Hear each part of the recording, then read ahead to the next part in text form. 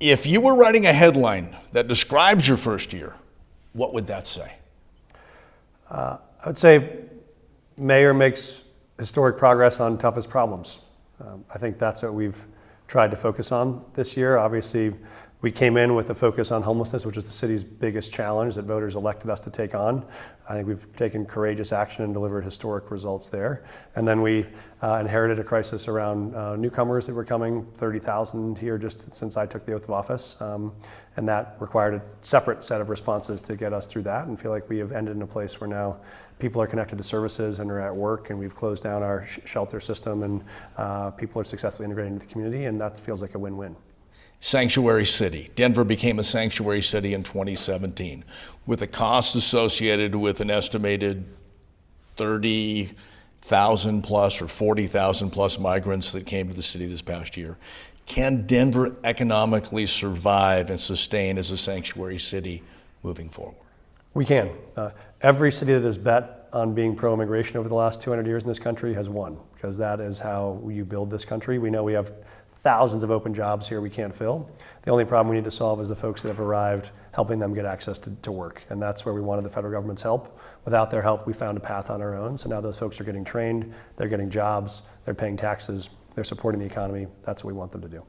3 weeks ago, the U.S. Supreme Court ruled that cities can enforce laws to prohibit homeless people from camping on public property, even when there is no shelter available.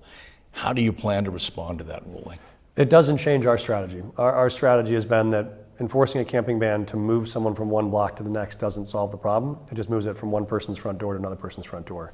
What we've done in Denver is the way you solve that problem is you close those encampments by moving people to housing. That's how we've closed more than 16 of the city's largest encampments. There are no major encampments left in the city now because of that. So that strategy works for us. We will keep doing that, and we think we can do that at scale successfully.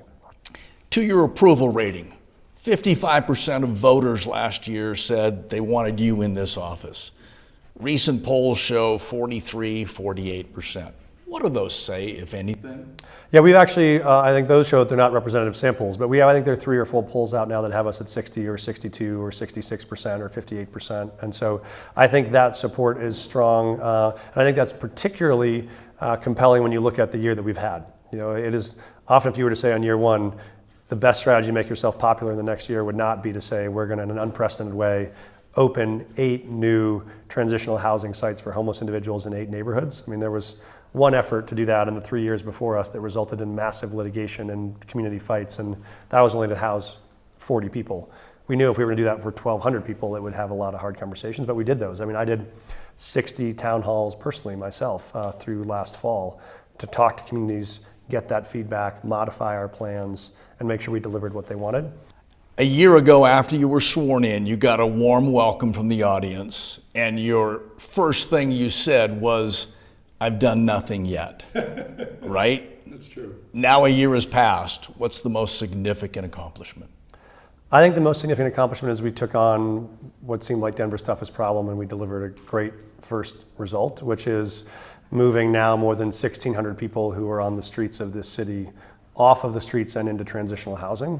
And at the same time, closing encampments all over the city so that now, for the first time in all of downtown Denver, there's not a single tent or an encampment. I mean, a year ago, you may remember we had hospitals people couldn't get into because they were aligned with encampments. We had post offices people couldn't get access to because they had 100, 200 tent encampments around them. And so people didn't feel safe to come back to the city center again. I think now, for the first time, you could walk through any section of downtown Denver and there's not a single tent there. And those 1,600 people are now in transitional housing, getting services, getting their lives back together. I think that's a transformational change for the city and one we're really proud of.